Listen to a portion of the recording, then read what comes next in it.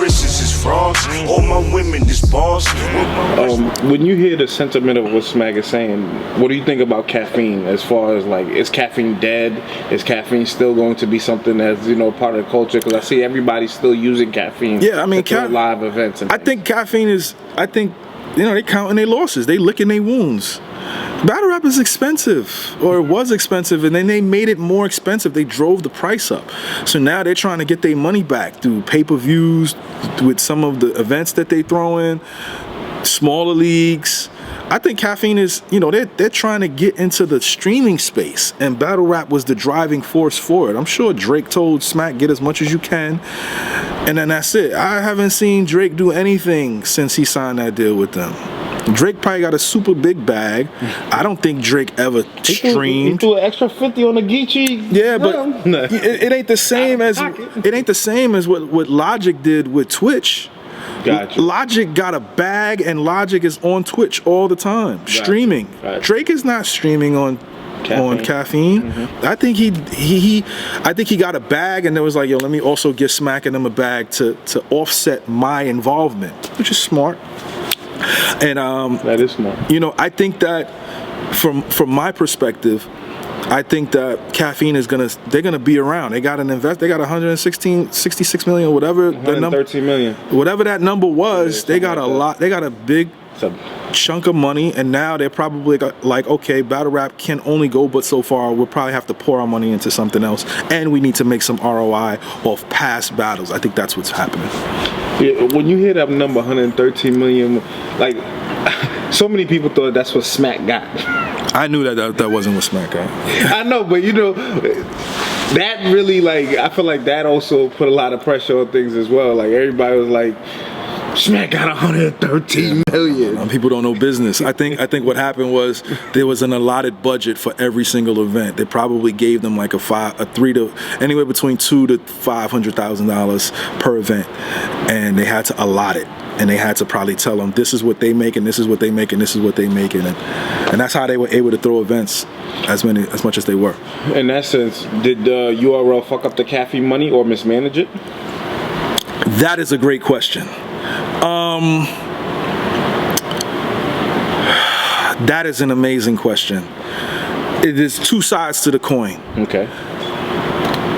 One side says, yes, they messed up the money because they were overpricing, and now they can't get no more money. Yeah, they overpaid. But you got to think about how many people they helped when they overpaid, right?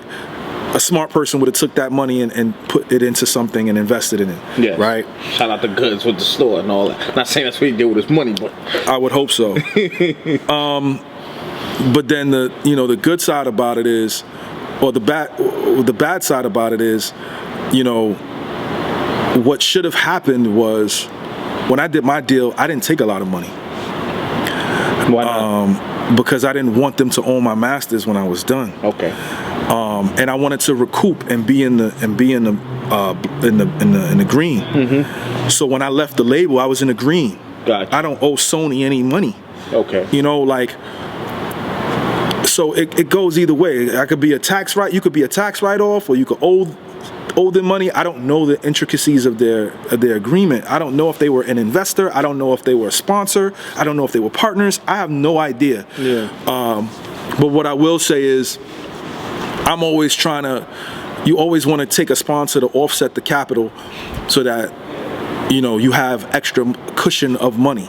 And you always want to, I don't want to say you always want to take the least amount of money, but you want to be able to have enough money so that people see that it is generating capital, mm-hmm. so you can continue having a business moving forward. Gotcha. Them overspending probably scared Caffeine and their partners and the people that were giving them the money, and they regressed and pulled back. When you, like, I'm in the process of getting investors, right? So you want to show them your ad share, your revenue share, all of these different things to show, hey, I am making money. This is how you get paid in dividends. I'm not sure, and I don't know if I need to be privy of that with URL. We don't know.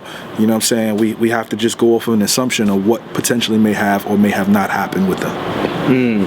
So, just from the state of where we're at now, it could be like they could have mismanaged some of the bread. Potentially, but I don't want to say mismanaged. I think that Smack, Beasley, and Chico, they showed love. They were showing love. I think they were.